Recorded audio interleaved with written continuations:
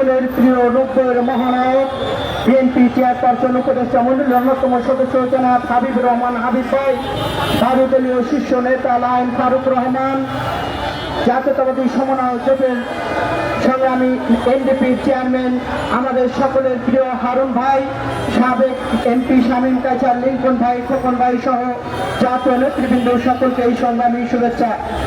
বন্ধুরা, আজকে আমরা যে দাবি নিয়ে এখানে এসেছি, এই দাবি আমাদের কোনো একক ব্যক্তি বা সংগঠনের দাবি নয়। এই দাবি কোনো মানুষের দাবি। গত 17টি বছর আমরা বুকে কষ্ট নিয়ে বাংলাদেশের মানুষের অধিকারের জন্য সব সময় রাজপথে সোচ্চার ছিলাম, ভবিষ্যতেও থাকবো।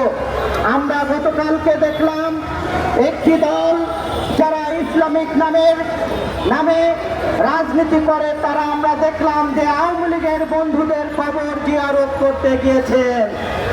আমরা লজ্জা পাচ্ছি, আমরা ছিছি করছি, জনগণ লজ্জা পাচ্ছে।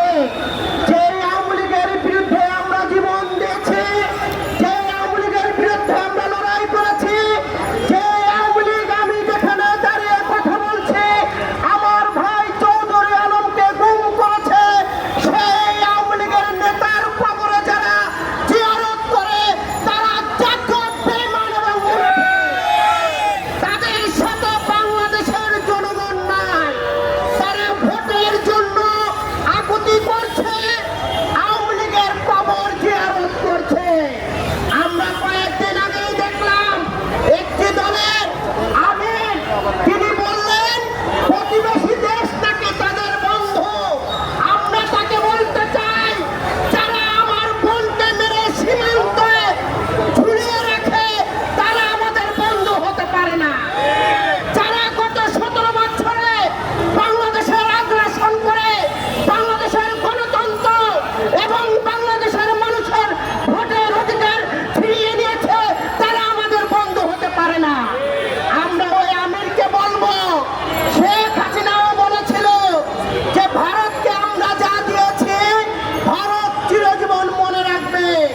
বাংলাদেশের মানুষ শেখ হাসিনাকে যা করে দিয়েছে শেখ হাসিনাও মনে রাখবে। আমির সাহেব যতই বন্ধুত্ব করেন, বাংলাদেশের মানুষ আপনাদের সাথে নাই। শেখ হাসিনার মতো আপনারাও রোহিঙ্গা, যার কারণে জাতীয় নির্বাচনকে ভয় পেয়ে একটি ইহুদি মতবাদ, সেই পিয়ার পদ্ধতি বাংলাদেশের মানুষের ঘাড়ে চাপিয়ে দিতে চান।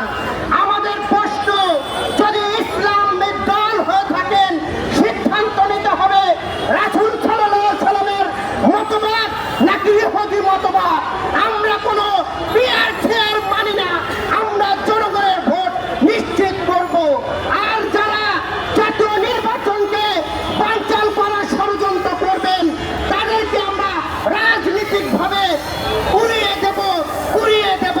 কাজেই আপনাদেরকে সিদ্ধান্ত নিতে হবে, জনগণের সাথে থাকবেন নাকি রাসূল সাল্লাল্লাহু আলাইহি সাল্লামের মতো থাকবেন নাকি ইহুদি মতো থাকবেন। সকলকে ধন্যবাদ জানিয়ে আমি আমার কথা শেষ করছি। দেখা হবে রাজপথে, কথা হবে স্লোগানে, কৈলাস না ইতিহাস। আল্লাহ হাফেজ। এ পর্যায়ে